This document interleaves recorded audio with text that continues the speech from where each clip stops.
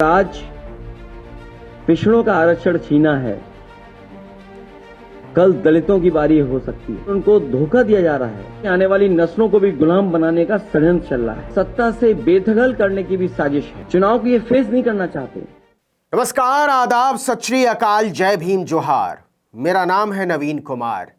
शहरी निकाय के चुनाव में ओबीसी आरक्षण का खात्मा योगी आदित्यनाथ की सरकार और बीजेपी के गले की फांस बन चुका है। हाईकोर्ट का फैसला आने के 3 दिन बाद भी उसने ओबीसी को आरक्षण जारी रखने का कोई ठोस रोड मैप सामने नहीं रखा है। और जैसे जैसे वक्त गुजरता जा रहा है, विपक्षी दलों के सब्र का बांध टूटता जा रहा है, वो और हमलावर होते जा रहे हैं। लेकिन सबसे ज्यादा हमलावर हैं समाजवादी पार्टी के अध्यक्ष अखिलेश यादव। उन्होंने महीनों बाद एक प्रेस कॉन्फ्रेंस की। बहुत दिनों के बाद हमारी आपकी मुलाकात हो रही है। भाजपा पर हमला बोलते हुए अखिलेश यादव ने क्या क्या कहा ये तो बताएंगे ही, लेकिन सबसे बड़ी बात जो उन्होंने कही है उसे गोदी मीडिया ने पूरी बेशर्मी से छिपा लिया।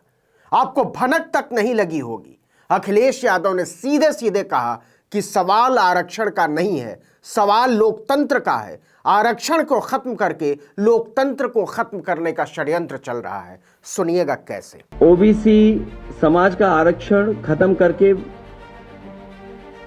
न केवल उनको धोखा दिया जा रहा है, बल्कि बाबा साहब द्वारा पिछड़े और शोषित समाज को मिले अधिकारों को छीनने का षड्यंत्र चल रहा है। अखिलेश यादव ने कहा कि भाजपा ओबीसी की कमर इसलिए तोड़ देना चाहती है ताकि वो सिर उठाकर न चल सके, स्वाभिमान के साथ जी न सके। हर संस्था में भारतीय जनता पार्टी जानबूझ करके षड्यंत्र कर करके पिछड़ों को, दलितों को अधिकार नहीं दे रही।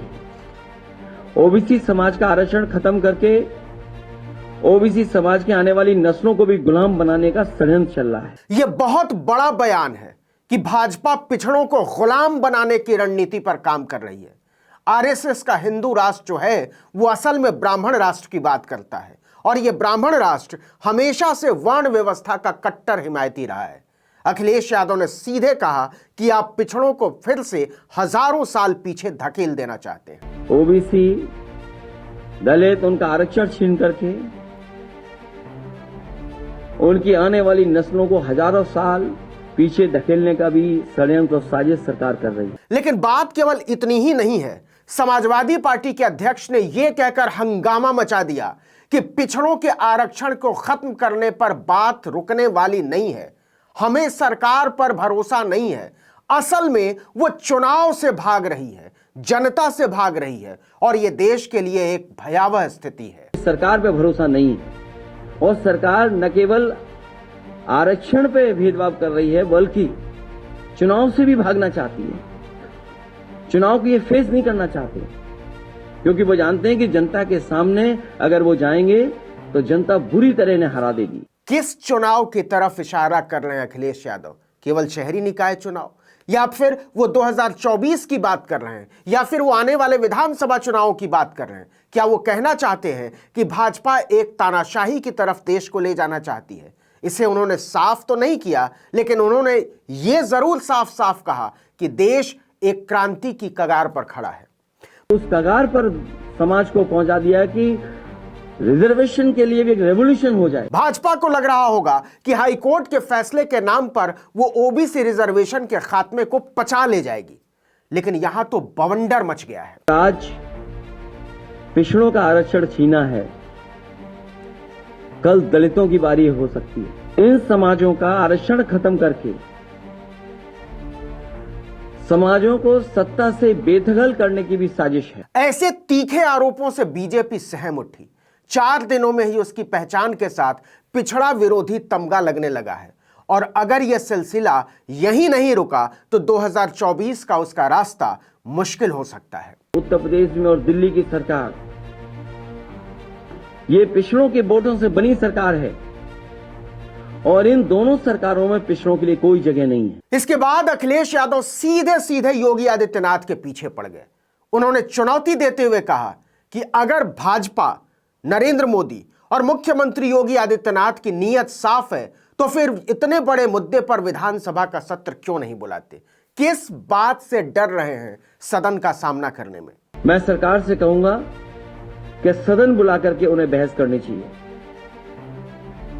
जब उनकी नीयत साफ है तो सदन बुलाएं और सदन में अपनी जो पक्ष है वो पूरा का पूरा साफ रखें। देखिए कि अभी तक अखिलेश यादव ने जातीय जनगणना पर खुलकर कोई बात नहीं की थी, लेकिन अब वो इस मैदान में नीतीश कुमार और तेजस्वी यादव के साथ ताल ठोक कर उतर आए हैं। समाजवादी पार्टी की हमेशा मांग रही है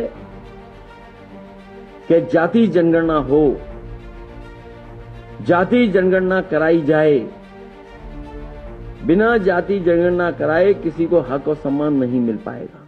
ओबीसी आरक्षण पर लगे ग्रहण ने एक बार फिर से जातीय जनगणना को जिंदा कर दिया है। यह मुद्दा निकल आया है। मोदी लगातार जातीय जनगणना से भागते रहे हैं।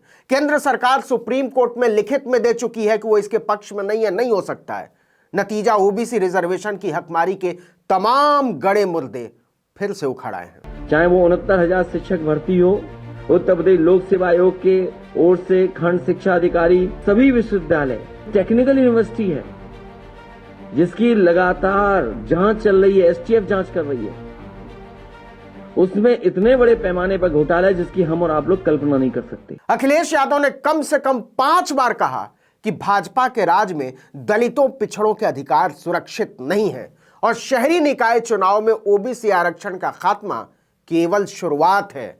आने वाले दिनों में इस चोट और खोट का दायरा बड़ा होगा। भारतीय जनता पार्टी जब तक सरकार में है उनके अधिकार सुरक्षित नहीं है। मैं दोबारा कहता हूं कि आज पिछड़ों का छीना है, कल दलितों का भी छीनेंगे। सीधी सी बात है कि आने वाले दिनों में ओबीसी आरक्षण पर भाजपा की चुप्पी उसकी मुश्किलें बढ़ाएगी।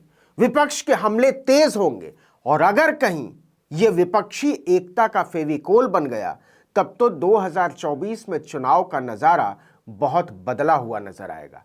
गौर कीजिए, नीतीश कुमार ने साफ कहा है कि उनका सबसे बड़ा मकसद अब इस सरकार को उखाड़ना है और जातीय जनगणना के सबसे बड़े चैंपियन हैं नीतीश कुमार। सोच कर देखिए राजनीति का पहिया कैसे घूम रहा है। इस वीडियो में इतना ही, लेकिन अगर आपने आर्टिकल 19 इंडिया को अब तक सब्सक्राइब नहीं किया तो फौरन कर लीजिए। बेल आइकॉन दबाइए, घंटी जैसी आकृति लाइक कीजिए और कमेंट करके बताइए हमारा वीडियो आपको कैसा लगा। यूट्यूब पर देख रहे हैं तो हमारे चैनल को सब्सक्राइब, फेसबुक पर देख रहे हैं तो हमारे पेज को लाइक कीजिए, इंस्टाग्राम पर हमें फॉलो कीजिए और हमारा ट्विटर हैंडल है article19_India, इसको तो ज़रूर फॉलो कर लीजिए। और मेरा ट्विटर हैंडल है नवीन जर्नलिस्ट, आप मुझे भी फॉलो कर सकते हैं। नमस्कार।